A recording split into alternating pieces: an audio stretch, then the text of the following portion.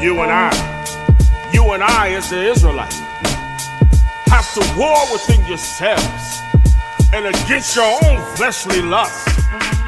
You have to war with worldly temptation, with all the spiritual energy you can muster. War for the kingdom of Yah. We aim and shoot scriptural bullets at demon troops. I'm just spitting truth. Look at yourself if it's staying you. Release yourself from the lies and the doctrine you clinging to. Repenting mean the path that you walk and you see it through. That mean you gotta switch up your people leaving the crew. That mean you gotta watch what you say and watch what you do. But until you see the truth. Shalom, shalom. All praises to the Most High. Shabbat shalom to the house of Israel. Thank you for joining us today. We are so glad you have decided to be with us today. We have guests here today. All praises to the Most High. Brother Charles is in the house. Whoop, whoop, raise the roof. Him and his wife. They came on down from where? North Carolina. North Carolina. All praises to the Most High. Glad that they're here. And we're going to get right into the lesson. We won't be long, but we want to dive right into it. Title of today's lesson is Love Overcomes Affliction. Love overcomes affliction. This is really kind of like part two to our lesson on last week. Because we've really been talking about the children of Israel coming together. And so let's see what the scripture says about that. Let's go to 2 Chronicles first. 2 Chronicles 20 and 9. This is the book of 2 Chronicles, chapter 20, verses 9.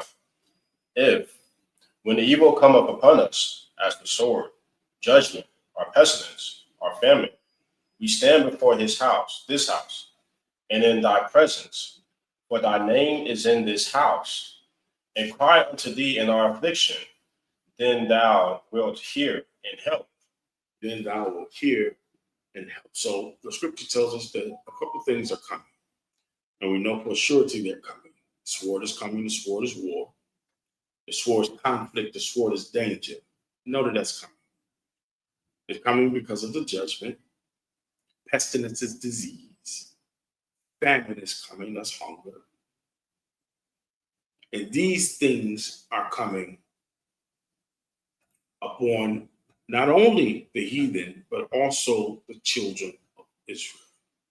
But these things are giving us a little bit of time. They're giving it is kind of difficult to believe, or hard to believe, that these calamities that are coming upon the earth are actually mercy. It's giving you time to fix things. This deep suffering, this real calamity that's going to come upon the earth, when the enemy is going to root out, or try to root out, the true children of Israel, the Most High is going to apply pressure upon the nations. And that's when we'll have to depend on one another through these various times, these deep sufferings, misfortunes, this grief, calamity, affliction. Let's get Matthew 26, 24 and 20, verse 26. The book of Matthew, chapter 24, verse 26. Wherefore, if thou shalt say unto you, Behold, he is in the desert, go not forth. Matthew, chapter 24, 4 and verse 6. Verse 6. Okay. Verse 6. And ye shall hear of wars and rumors of wars. Mm-hmm. See that ye be not troubled, for all these things must come to pass. So watch this. Come on. But the end is not yet. The end is not yet. The end is not yet during the calamities, during the pestilence, during the famine, during the sword, during the judgment. The end is not yet. There's still time for preparation. But the hardest thing, brothers and sisters, the hardest thing to do is to prepare the heart and mind of the people. Because the people, hearts and minds, to be mended. We're broken-hearted people. We struggle in every way across the board. But we have to be pressed and pushed into a place where we see one another, where we have to depend on one another. We have to lean on one another. Let's pull the article up. No, let's pull it up.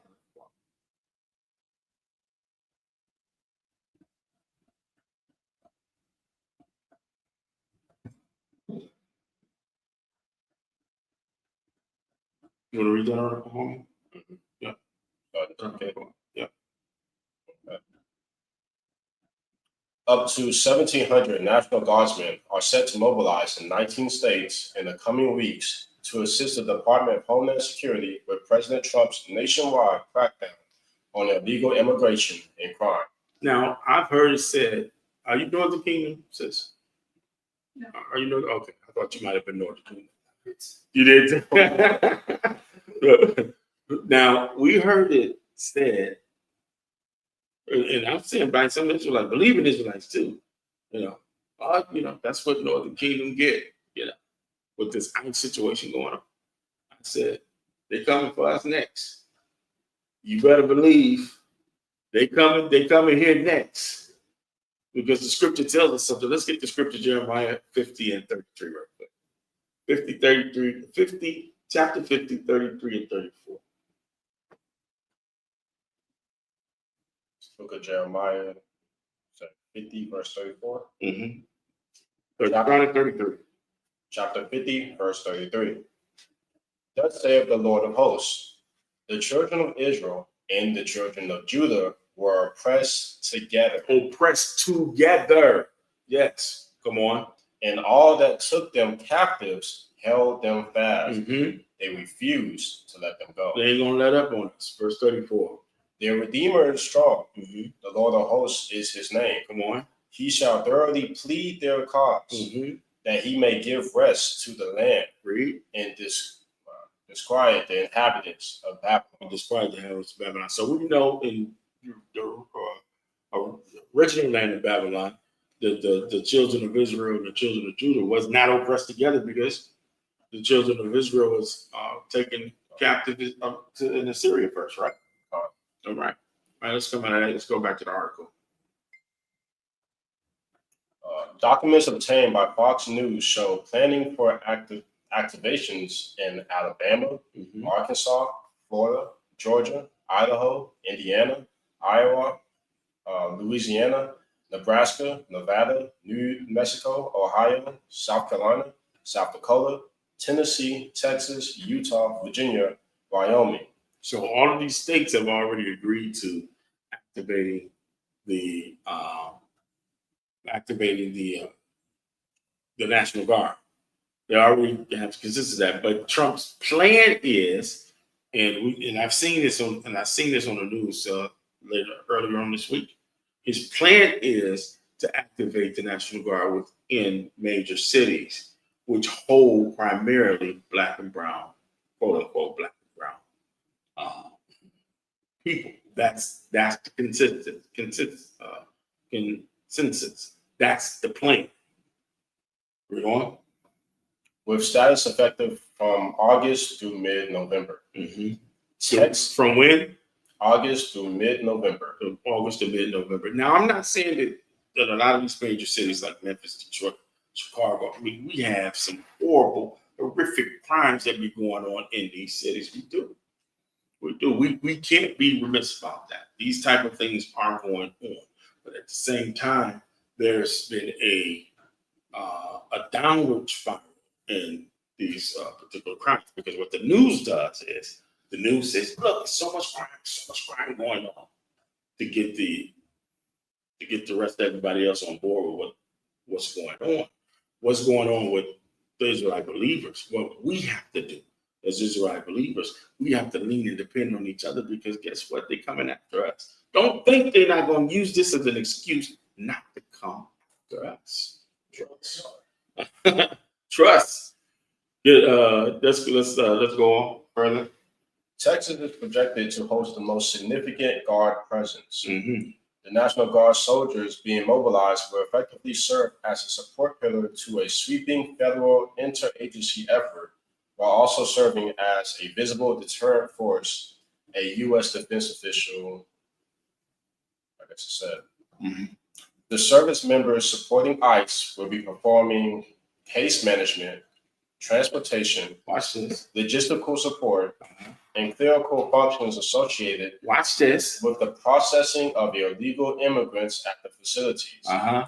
The in and out processing may include This is what the in and out processing is. You have to know that this double is slick. The in and out processing is what? Come on. personal data collection, Personal data collection. Come on. fingerprinting, Fingerprinting. Come on. DNA swabbing, DNA swabbing. Come on. and photographing of personnel Uh-huh. in ICE custody. In ICE custody, they're creating a database. The end is not yet, but it's coming. Come on. The official said, President Trump has indicated in recent days his administration aims to broaden the DC operation to other states, Mm-hmm. telling a group of federal agents and National Guard troops at a DC patrol center Thursday. We're going to make it safe, and we're going to then go on to other places. Mm-hmm. On Friday in the Oval Office, Trump said, I think Chicago will be our next, and then we'll help with New York, Trump said. A U.S. defense official told Fox, we won't speculate on further operations, but can tell you that the department is a planning organization and continues to work and plan with other agency partners to protect federal assets and personnel. So drop down and see if we can get down to this law. Then we'll be done with this article. It's a law in 1878 or something like that. He's trying that they're bringing out. Do you see it? Yes. Okay. Under the Posse Comitatus Law Act, That's a Latin word. Act of 1878, Uh-huh. use of the military for civilian law enforcement is limited, but the National Guardsmen will be mobilizing under the Title 32, Section 502F authority, They created another law for this. Come on. to which Posse Comitatus does not apply. Mm-hmm. At the request of DHS in July, Defense Secretary Peter Hegseth approved hundreds of additional forces for DHS ICE interior enforcement support and switch existing approvals from Title 10 And switch existing approvals from Title 10, come on, to Title 32 status. so Title 32 status, meaning they did this in July right under your nose. Right under your nose. Come on. Was that it? We understand ICE needs at this time to be more administrative in nature as planning continued, working with our partners. It became clear more that ICE needed something different, a U.S. defense official told Fox. All right, let's go to 2 Ezra 6 and 18.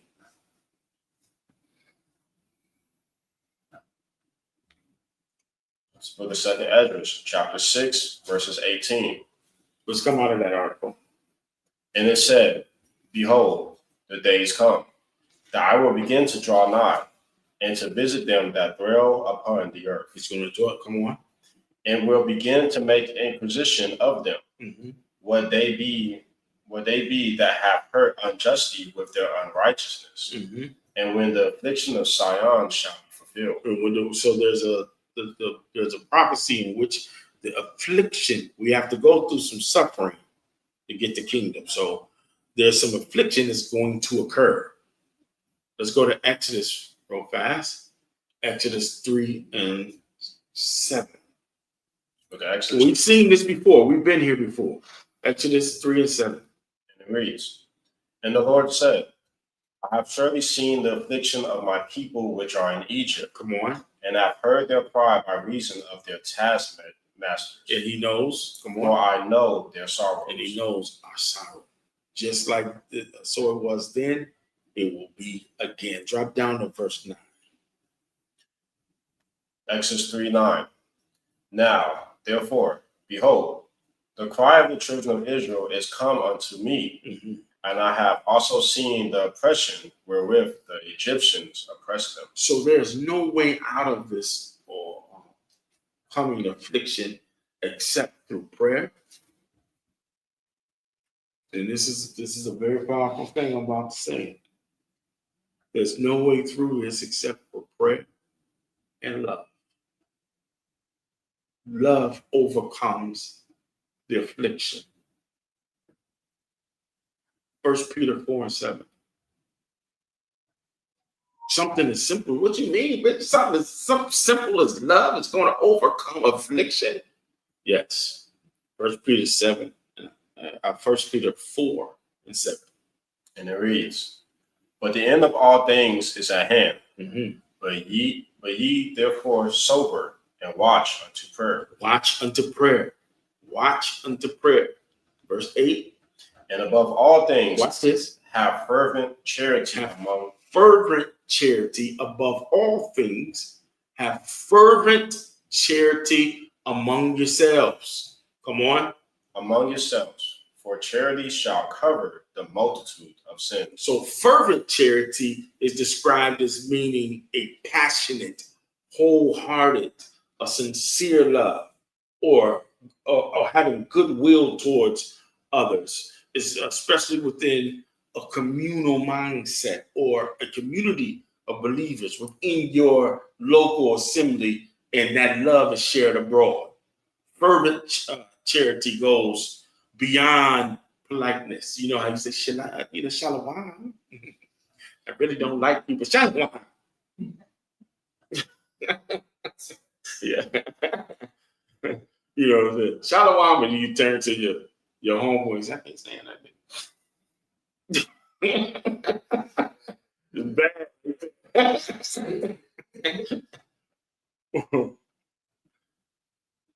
Fervent charity goes beyond politeness. It goes beyond tolerance.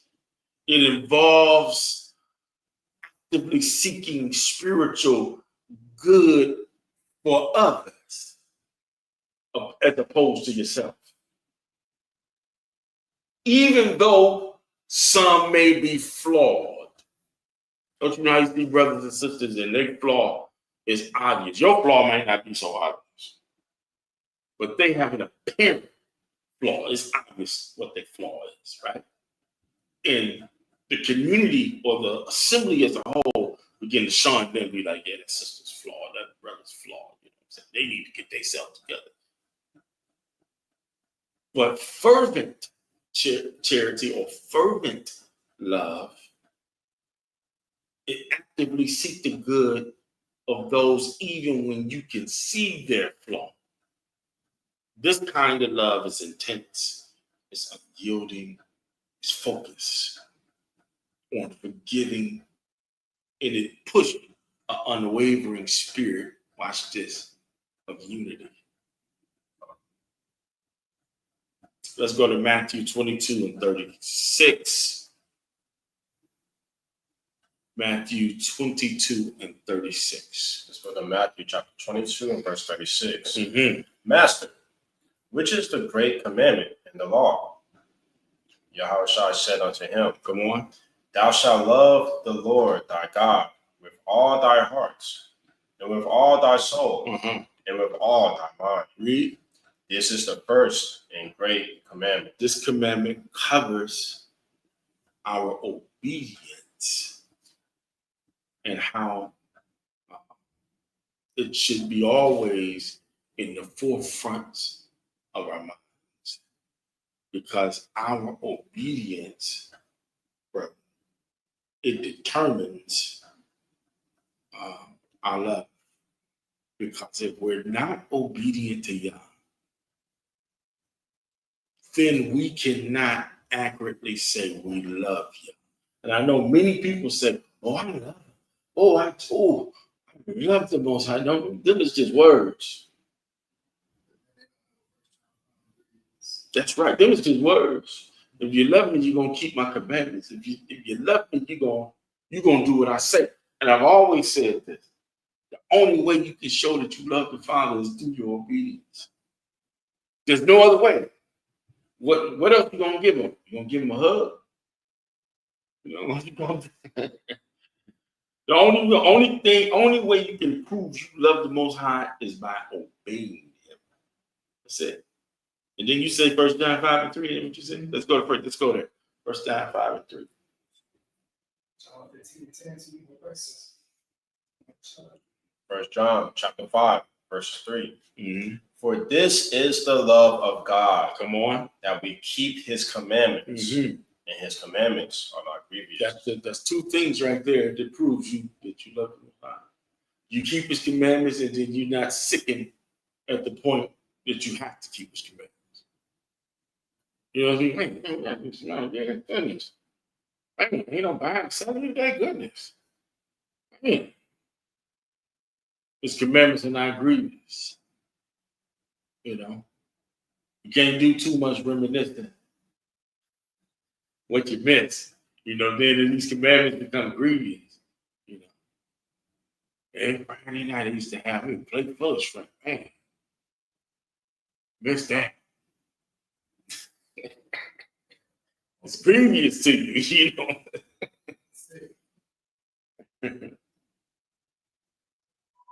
Let's go to Sirach 34:16. This book of Ecclesiasticus, chapter 34, verse 16. For the eyes of the Lord are upon them that love him. Mm-hmm. He is their mighty protection. He's their mighty protection. And strong stay. Mm-hmm. A defense from heat. Come on. And a cover from the sun at noon. And a cover from something. He gives you shade. Come on. A preservation from stumbling. And he won't let you fall. Come on. And a help from falling. And he won't let you stumble and fall, because love overcomes the situation.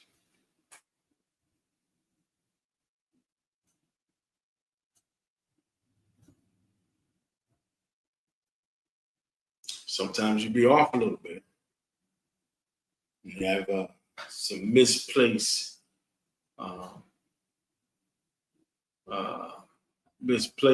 love somewhere, you know.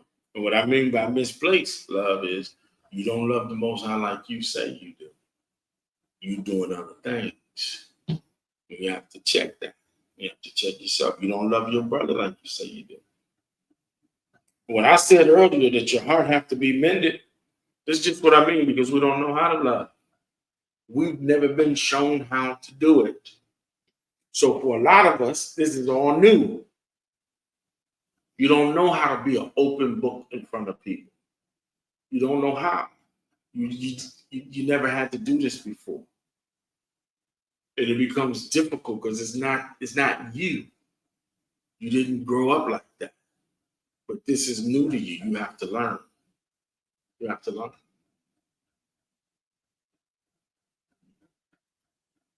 All right. Let's get wisdom of Solomon.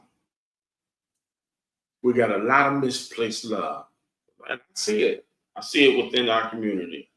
The love you have for the Most High you have for a woman, or the love that you should have for the Most High, you got it for that job or for that car. It's a number of things that you have a greater affection for, a greater love for, other than the Most High. Wisdom of Solomon 6:18. The book of Wisdom of Solomon, chapter 6, verses 18.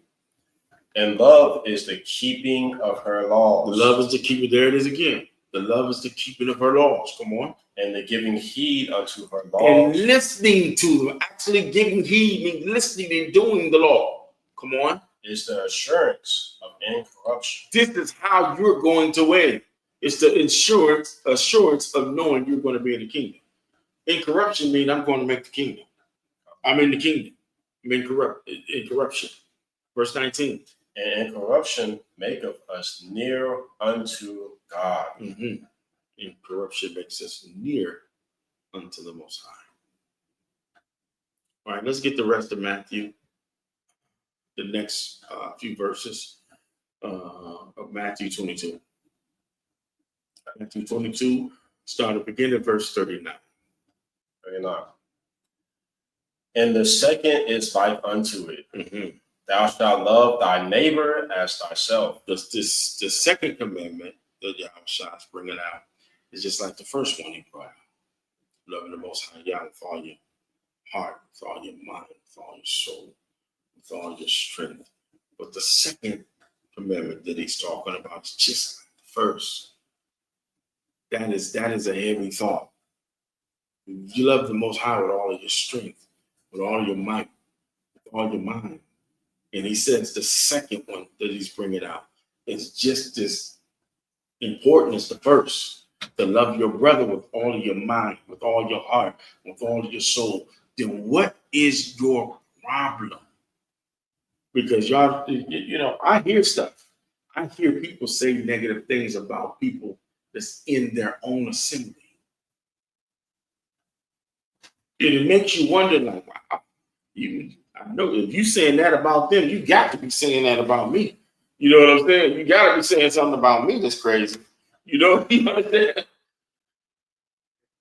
But what makes you do that? When the impending infliction comes, when the danger comes, who are you gonna count on? You gonna count on the unbelievers? Not me. Yeah. Who you gonna count on?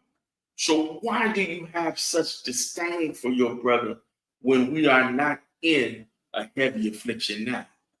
The affliction is not heavy now. We've been afflicted, but it ain't a heavy hand on us. You understand what I'm saying? Yeah. This is the time. This is the grace period. This is the mercy right here where we should be building relationships with one another, learning each other, being together with one another, understanding one another. That way, when it happens, when the proverbial SHIT hit the fan, then we don't have to get to know each other. I ain't got to be looking at Brother Chaz like this. I wonder is he gonna take this food and knock me in the head? You understand what I'm saying? You know what I'm saying? We know each other.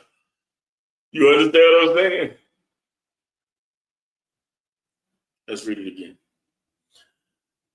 Verse 39 of Matthew 22. And the second is like unto it. Thou shalt love thy neighbor as thyself. On these two commandments hang all the law and the prophet. These two commandments hang all the law and the prophet. So why is he saying that? Romans 13 and 9. This is why he's saying that. This is why. Romans chapter 13, verses 9. Mm-hmm. For this, thou shalt not commit adultery. Mm-hmm. Thou shalt not kill. Thou shalt not commit adultery against my neighbor. Come on. Thou shalt not kill. Against my neighbor. Come on. Thou shalt not steal. From my neighbor. Thou shalt not bear false witness. You should not bear false. That's a big one in Israel right there. Bear false witness against my neighbor. Come on. Thou shalt not covet. You shall not covet my neighbor. Come on. And if there be any other commandment, watch this. It is briefly comprehended in this saying. It is briefly comprehended. All the commandments are briefly comprehended in loving thy neighbor as thyself. I'm not going to go against my neighbor, and I'm going to keep all these commandments by keeping this commandment here. Because I'm not going to hurt you, steal from you, covet you, not going to damage you. I'm not going to bear false witness against you. And that's a big one in Israel. You got folks that will lie on you in Israel. I won't tell the truth. Yeah. And think they're going to make the kingdom. It says, it is briefly comprehended in the same, namely, that thou shalt love thy neighbor as thyself. Verse 10. Love worketh no ill to his neighbor. Love worketh no ill to his neighbor. Come on. Therefore, love is the fulfilling of the law. Because I love the Most High, I'm going to obey the Most High. And because I love my neighbor, I'm going to keep these laws.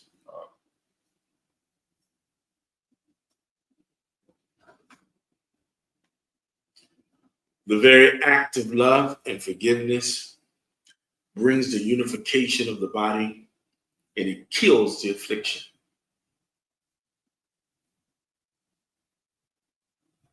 the very act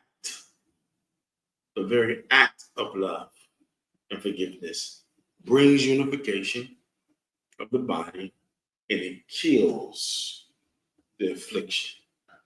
Because now I can lean on you, and you can lean on me, and we can lean on each other. It gives you the state of consciousness. You become self-aware that this is my neighbor.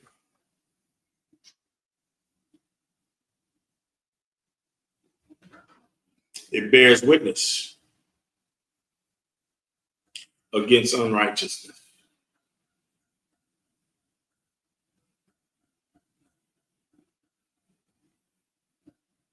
This saying is the complete opposite of communal thinking.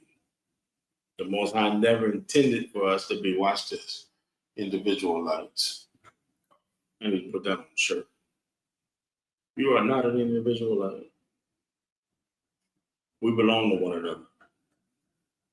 We just have to learn each other. Let's get Leviticus 19 and 17. Book of Leviticus, chapter 19, verse 17. Mm-hmm. Thou shalt not hate thy brother in thine heart. Mm-hmm. Thou shalt in any wise rebuke thy neighbor, and not suffer sin upon him. Uh-huh. Thou shalt not avenge, nor bear any grudge against the children of thy people. Mm-hmm. But thou shalt love thy neighbor as thyself. I am the Lord. Love and forgiveness is not a fleeting thought, but it most certainly secures your position in the kingdom. It secures your position in the kingdom. Let's go to John now. John 13, verse 35. Book of John, chapter 13, verses 35. Mm-hmm. By this shall all men know that ye are my disciples, mm-hmm. if ye have love one to another. Mm-hmm. Read again. By this shall all men know that ye are my disciples, if ye have love one to another. So, the primary identifying factor is how is the disciple described? Not that you can give the great breakdown in the world, the greatest breakdown in the world. Not that you are heavy in your teaching. Not that can't nobody do it like that brother just did it. What is the primary indicator that you're a disciple of the Messiah? The primary indicator. Love one to another. Love one towards another. How you treat me and how I treat you is evident that we both follow Christ. Was you about to say something? The perfect place to go to is like John 15, 7, 10. It's all about that. It's that love. What verse is it again? John 15 and 7. John 15 and 7. Let's go to it. John chapter 15, verse 7. If ye abide in me, mm-hmm. and my words abide in you, ye shall ask what ye will, and it shall be done unto you. Mm-hmm. Herein is my Father glorified, that ye bear much fruit, so shall ye be my disciples. Mm-hmm. As the Father hath loved me, mm-hmm. so I have loved you. Mm-hmm. Continue ye in my love. 10. If ye keep my commandments, ye shall abide in my love, mm-hmm. even as I have kept my Father's commandments, and abide in his love. Mm-hmm. Is that it? Yep. All praises. All praises. Perfect example. Yeah, he's our perfect example. We follow his steps. The example that he set before us. That is the primary indicator that you are a follower of the Messiah. You can be very gifted person, but without love and forgiveness, is worthless. You can be a great orator, great teacher, great speaker. You can be, you can have lots of knowledge and understanding, but if you don't have fervent love for your brother, then it's worthless. Let's get 1 Corinthians 13 and 1. Book of 1 Corinthians chapter 13, verses 1. Though I speak with the tongues of men and of angels, and have not charity, I am become as sounding brass or a thinking cymbal. Or tinkling cymbal. You just over there making noise. Yeah. Oh, the brother got great scripture breakdown, but he can't stand his brother. You just over there making noise.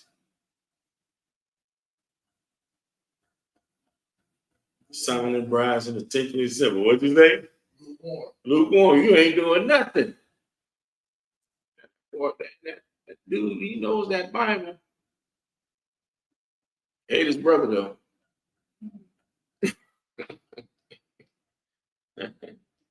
He's just over there making noise. If there's not love behind what you're doing, and what you're doing doesn't amount to anything.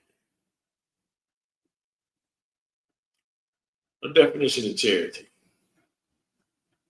In a general sense, charity or love, benevolence, goodwill is the disposition of the heart which inclines men to think favorably of their fellow brother, to think favorably of their fellow man, and to do good. In the theological sense, it includes supreme love. In a more practical or particular sense, charity is love, kindness, affection, tenderness, springing up from natural relations. That's why I said brothers and sisters have to communicate with one another. You have to deal with one another, or you won't have these relations. You will have these relations just like charity or love is of a father to son and son to brother. They love each other the way they do, or should love each other the way they do. It's because they have relation with each other. They know each other. I'm around you. I've seen you angry. I've seen you happy. I've seen you sad. I've seen you emotional. I've seen you serious. I've heard you. I heard your wisdom, or I've seen your mistake. This is how we got to deal with one another. 1 Corinthians 3 and 7.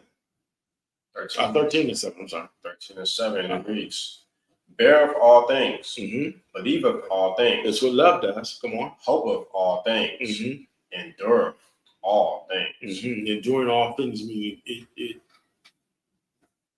persevere through hardship and challenging circumstances or the affliction. I don't know how you respond under pressure.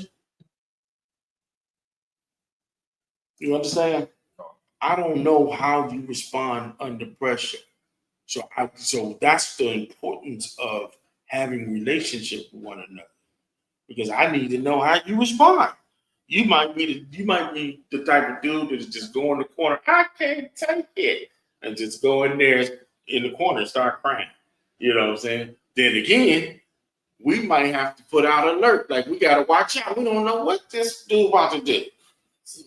Suicide. Why? We don't know what's going on.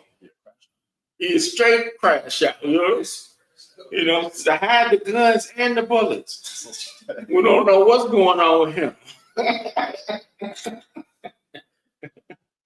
These are the things we need to know. All right. What verse do we at? Let's go to Proverbs. Actually, we're almost done, man. We're almost done. Yeah. You don't need a long lesson when it comes to something like this. Just do it. You here to be a doer of the word. Proverbs 10 and 12. It's the book of Proverbs, chapter 10, verses 12. Hatred stirreth up strife, but love covereth all sins. Love covers a multitude of offenses. It covers a multitude of sin. So when the affliction comes, guess what it does? Cover it. Covers. It overcomes the affliction. It can happen. It's easy. We don't need a whole lot. We just need each other. Love, what love does is it exposes every flaw and misstep. Love seeks the peace and it deals with the offenses. That's what it does. When you know how to truly love your brother, you truly know how to love your sister. I ain't talking about this fake stuff. Shallow, wow. You fake as hell. I've seen it. Y'all, I know y'all have seen it. I've been in this truth long enough to see how fake it is. And when if you call stuff out, they start saying you're a troublemaker because you call stuff out. Hey, child, you fake. You fake. You fake it. They start saying. They'll stay away from you. But they'll go around saying you start in trouble. They don't know that that's love too. Call them out on their wrong. That's love.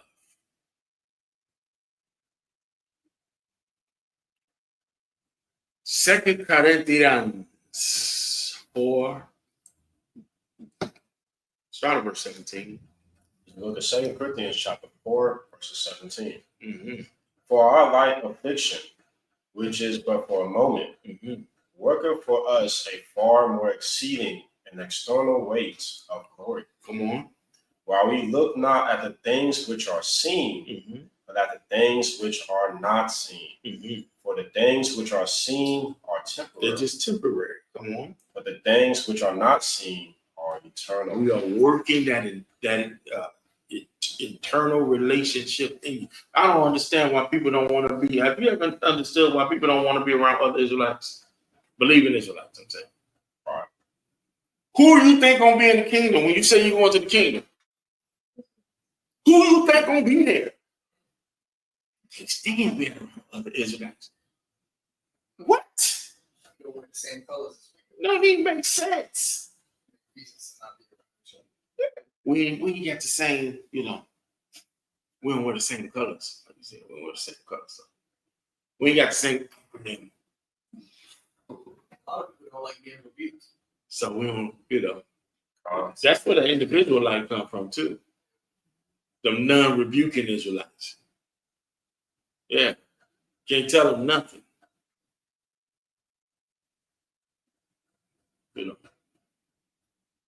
So all praise to the Most High. Love covers a multitude of faults. Love covers the affliction. Brothers and sisters, the affliction is coming.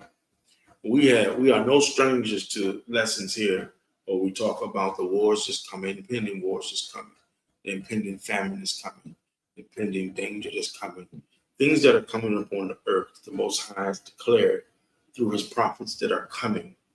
We're going to have to lean and depend on one another. We're going to need one another. But we can't do that if we don't love each other. And I often say we don't have a unity problem because Israelites can get together on some garbage. They can. Then they get together. They just got together at a pool party on East 7 Mile in Greenwich. What kind of pool party was they having? They just got together on a pool party on East 7 Mile in Greenwich on the east side of Detroit. What 2 people, how many people was killed? 2 people, I believe, was stabbed to death. And a huge fight was going on over there. So they got together. Plenty of people out there. So we don't have a unity problem. We get together. You know what kind of problem we got?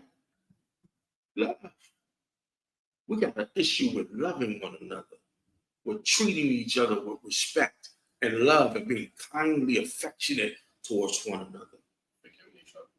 Say again? and forgiving each other. And forgiving one another. That's the issue we have. Yes, that's the issue we have. And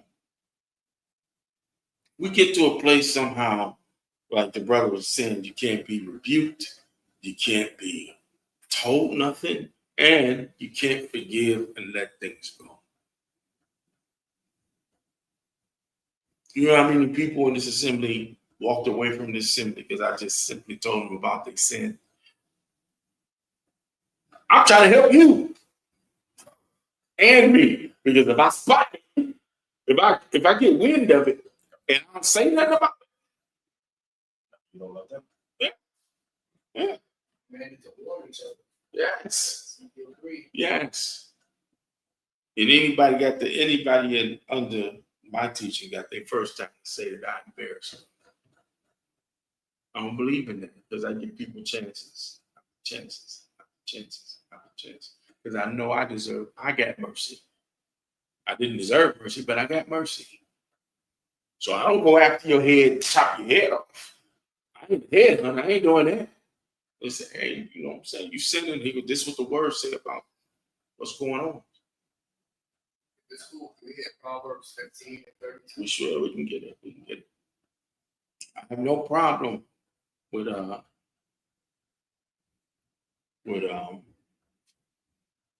correcting someone with the word, with the scripture. This is the book of Proverbs, chapter 15, verses 32. He that refuseth instruction despiseth his own soul, Mm-hmm. but he that heareth reproof giveth understanding. Giveth understanding. All praises. That's powerful scripture. Very, very powerful scripture. You have many Israelites just like that today. Please tell me if I wronged you or if you see me doing wrong, let me know. I know you love me. And this is what we have to do for one another. So we have to do. All right. We're going to leave it right there. I know this was a little short lesson, but I pray that everyone wrote those scriptures down and learned something from those scriptures today. We look forward to next time, okay? Shalom to you all. Shalom. Shalom. You and I as the Israelites, have to war within yourselves and against your own fleshly lusts. You have to war with worldly temptation. With all the spiritual energy you can muster, war for the kingdom of Yah. We aim and shoot scriptural bullets at demon troops. I'm just spitting truth. Look at yourself if it's staying you. Release yourself from the lies and the doctrine you clinging to. Repenting mean the path that you walk and you see it through. That mean you gotta switch up your people leaving the crew. That mean you gotta watch what you say and watch what you do. But until you see the truth.